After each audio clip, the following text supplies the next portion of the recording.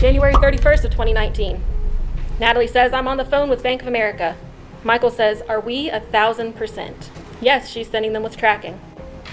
Money is supposed to hit tomorrow. February 1st of 2019, the fund release date told to investors and told to Michael, no funds hit any accounts. Michael was just like the rest of us, as you can see. Doesn't make any sense. Nothing he was told was true. So let's get into Michael's murder. February 4th of 2019, Natalie sends Michael a text message. I'm at the pharmacy. Need anything? Now, if you'll recall from Dr. Halsey's testimony yesterday, on February 4th of 2019, Natalie was picking up her prescription for Xanax, which Dr. Halsey also testified is a benzodiazepine. Michael is allergic to benzodiazepines, as you've all heard. So on February 6th of 2019, the last day that anyone sees Michael Cochran conscious, 6:34 a.m., Natalie Cochran texts Chris Davis. She tells him she can't go to Lynchburg because she has a fever of 103 degrees. 6:35 a.m., Natalie texts Josh Kearns at Albatross Air, cancels the flight to Lynchburg because she has the flu. Later on February 6th, she sends this text message to Michael. I'm in the doctor's office getting swabbed again, getting a Prometh shot, getting you and I both meds.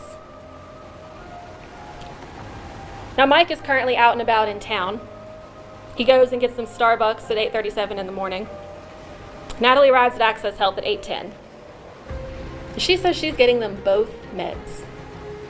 Now you heard Dr. Halsey testify yesterday. He didn't see Michael that day, and he did not prescribe anything for Michael that day. In fact, the only medications that Natalie was prescribed that day were promethazine tablets.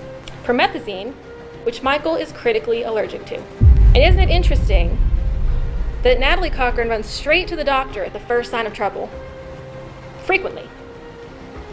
But let Michael Cochran lay on the couch for 6 hours, unconscious.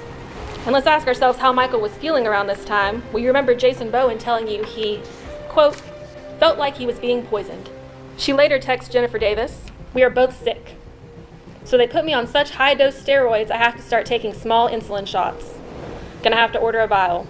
There's nothing that indicates that she needed insulin for any reason at all. And if Mike was really keeping insulin in the house for his bodybuilding that everyone keeps talking about, why would she need to get it somewhere else? Chris Davis shows up a little while later, and as we all know, drops off a bag, which he testified that he never looked in. His wife, Jennifer, told us exactly what was in the bag. Some Propel, a Diet Coke that Natalie asked for, and a brand new, unopened vial of Humalog insulin. Watch part 3. Hit the little play button near the title of this video.